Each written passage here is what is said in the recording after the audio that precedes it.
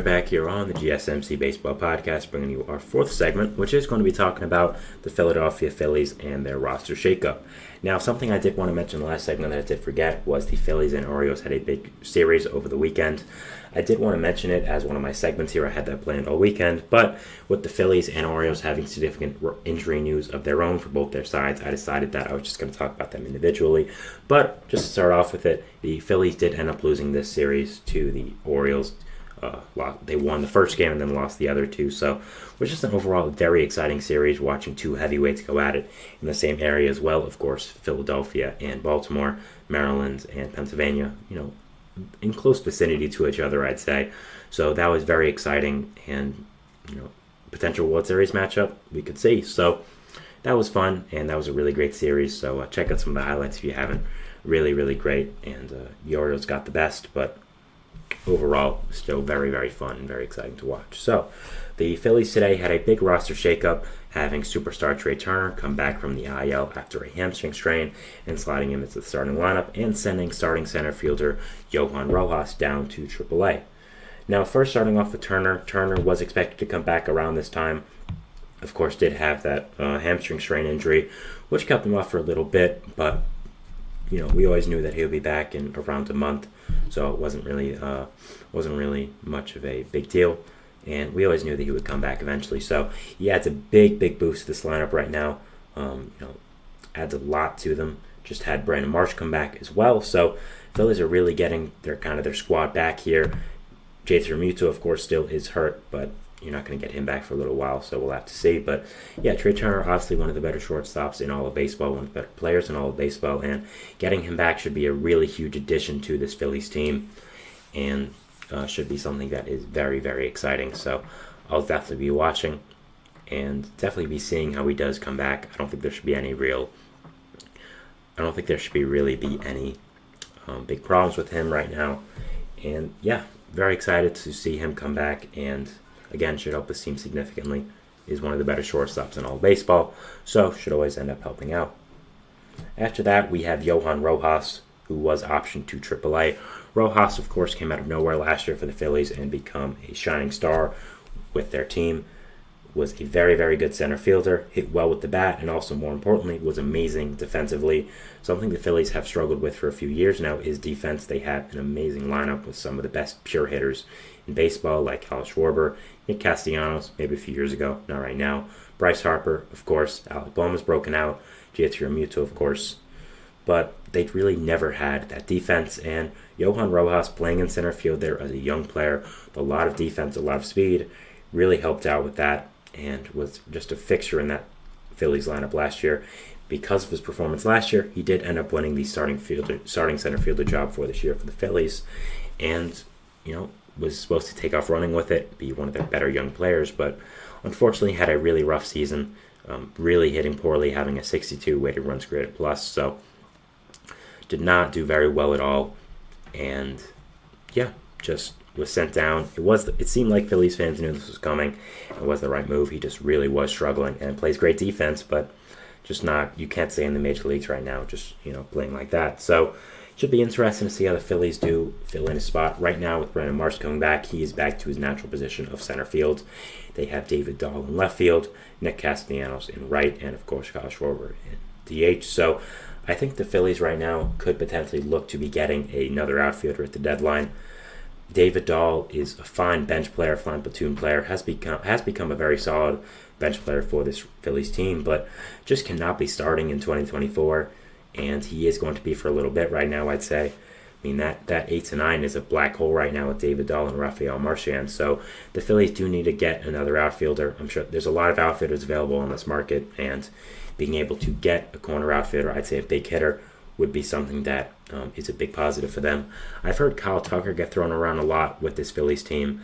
If the Astros do end up selling, a good amount and end up kind of blowing it up, I could see Kyle Tucker as a fit for the Phillies team. Not sure they have the prospects for him, but on paper it makes a lot of sense. But yeah, definitely look for the Phillies to acquire a big power hitting corner outfielder.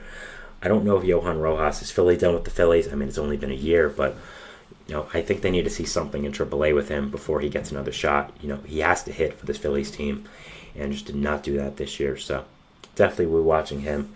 and definitely hoping that he does play very well. It was a really, really nice story for this Phillies team, and just unfortunately did not carry it over for this year. Maybe should be able to reset his mind back in AAA, get back in his element a little bit, hit easier pitchers, and we'll have to see. But we'll have to see what his future does look like for this Phillies team, and something I am definitely closely watching over the next few weeks or so. So the impact this is going to have on the Phillies team right now, again, is their lineup is going to get worse. Even though Rojas wasn't hitting, he still was a presence at the plate. People still knew of him.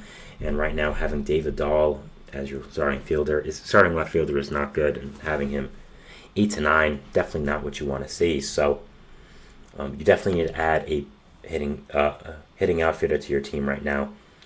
And, this Phillies team is still absolutely fantastic. Again, I've had them as the best team in the National League for a little while now. I still stick with that. Not only the lineup, but the pitching rotation is absolutely fantastic, with Nola and Wheeler shoving, Ranger Suarez being amazing, Christopher Sanchez being a good depth piece, Taijuan Walker doing better as of recently, Spencer Turnbull being an amazing signing.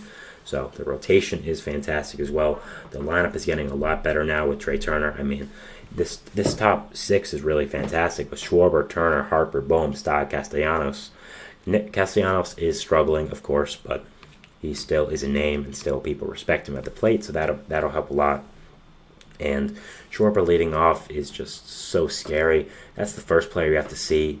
There's this big, imposing lefty bat who only hits nukes. Just incredible. And I love the way the Phillies line up this team, and it is very surprising to me still that an older manager like Rob Thompson would do this kind of thing of putting the big power hit at the start of the lineup, when usually in the older generation it wasn't really built that way. But you could argue that he doesn't make the lineups, which probably is true, but we'd have to see. So overall, really great lineup here now with the Phillies. Getting Trey Turner back is going to be a significant upgrade over Edmundo Sosa, who I think has proved over the past few weeks that he's not up to being a starter and is more of just a utility man, a good player off the bench. Really, honestly, is a very good backup for the Phillies to have. Just is not a guy I think should be starting right now, and not a guy I think should be playing significant time for this Phillies team who is trying to win a World Series. So, yeah, overall, I think that's what the Phillies have learned, and I think that will be very, very fun to see what this Phillies team does do over the next few weeks or so, with Trey Turner coming back. Apparently, JT Realmuto is trying to come back within a month. I don't know if that'll happen, but he can try, and I appreciate him trying. It shows he cares. So, yeah. Overall, looking at the NL now and seeing where the Phillies do factor in, again, I think they are the best team in this league, especially now with the Dodgers having all these injuries, the Braves having all these injuries. I don't really know if it's that close. I think the Brewers are a good team as well, who are also factoring into this NL. But I think at this point, the Phillies are significantly better than the Brewers. The Brewers really do not have much pitching, and I think that the Phillies are a better team and are the best team in the NL. The NL is very, very interesting to watch this year again. It's the Phillies. It's a gap now with the Dodgers injuries. I'd say it's the Dodgers, Brewers. I'd go Braves then. And then there's a lot of other teams you could put in this next place. You could put the Cubs, Padres, Diamondbacks, even the Mets. You could put the Cardinals. There's just so many teams that are grouped together in this NL. I talked about that with the Mets as well. So, yeah, overall, this Phillies team is very, very good. Getting Trey Turner and Johan Rojas back should also help this team out a lot. And, yeah, overall, this team is very fantastic, and is a team I'm watching for the rest of the year, and is very, very good. So, yeah, we'll be watching them for the rest of the year now, with Trey Turner coming back, with Johan Rojas being optioned, how the offense is affected, what could happen at the trade deadline as well. Again, they don't have the best farm system, but there's also a good amount of heavy hitters there. Andrew Painter and McGable could easily be the centerpiece of a big-time trade. I don't think they'll be willing to trade Painter, but he still is an option that could come up. If you're looking to get Luis Robert, like has been mentioned a lot, I think Painter would have to be the centerpiece of that deal with how good Robert is and how much control he's under. So we'll have to see about that. But yeah, it'll be very, very interesting to watch this Phillies team as we prepare for the trade deadline, as we go over these next few weeks in baseball. Just a very, very exciting team, a team that really, is great and is one of the better teams in all of baseball. So yeah, we'll be watching them, and I'm gonna end up seeing what happens with them. Amazing lineup, amazing team, and just really fantastic. So we'll be moving into our fifth and final segment here, talking about the Red Sox and Yankees series. Always a fun time when these two teams get together and play each other. And the Red Sox did get the best of the Yankees here, which was very surprising. But we'll be talking about it, and we'll be seeing you after the break. So thanks, and bye.